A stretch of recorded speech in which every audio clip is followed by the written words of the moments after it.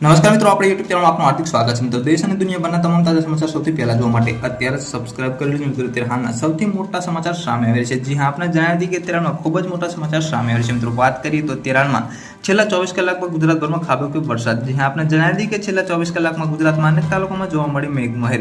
સૌથી વધુ 4 ઇંચ વરસાદ ખાબક્યો। મળતી માહિતી મુજબ આપણે પણ જણાવી દઈએ કે ચોમાસું મુંબઈ સુધી પહોંચી ચૂકી છે મિત્રો, પરંતુ તેની અસર દક્ષિણ ગુજરાતમાં દેખાવા મળી રહી છે। જ્યારે સુરત, તાપી, વલસાડ વગેરે જિલ્લામાં વરસાદી માહોલ જામ્યો હતો, તો દાહોદમાં પ્રથમ વરસાદમાં તંત્રની પોલ ખુલી ગઈ હતી મિત્રો। મળતી માહિતી મુજબ આપણે પણ જણાવી કે 24 કલાકમાં કઈ જગ્યાએ વરસાદ પડ્યો અને કેટલો વરસાદ પડ્યો, સંપૂર્ણ માહિતી વિડીયોમાં મળતી છે। વિડીયો લાઈક શેર અને સબસ્ક્રાઇબ કરવાનું ભૂલતા નહીં, અને હા, વિડીયોને શેર કરવાનું પણ ભૂલતા નહીં। જ્યારે મળતી માહિતી મુજબ આપણે પણ જણાવી કે છેલ્લા 24 કલાકમાં તાપીના ડોલવણમાં સૌથી વધુ 4 ઇંચ વરસાદ ખાબક્યો છે, જ્યારે તાપીના વાલોદ તાલુકામાં 3 ઇંચથી વધુ વરસાદ પડ્યો હતો।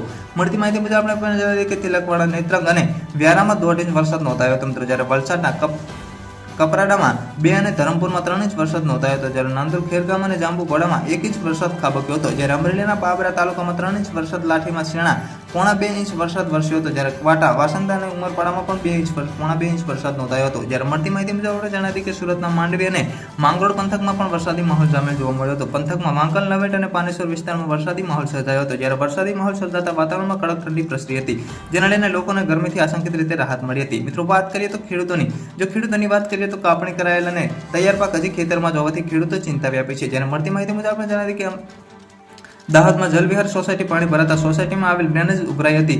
જ્યારે પ્રથમ વરસાદી ઝાપટામાં દાહોદ નગરપાલિકા પ્રમોશન કામગીરીની પોલ ખુલી હતી મિત્રો। નગરપાલિકા પ્રમોશન કામગીરી માત્ર કાગળ પર લખી હોવાની સ્થાનિક આક્ષેપ કર્યો હતો મિત્રો। પલ પલની માહિતી વિડીયો મળતી છે, વિડીયો તો લાઈક અને સબસ્ક્રાઇબ કરવાનું ભૂલતા નહીં।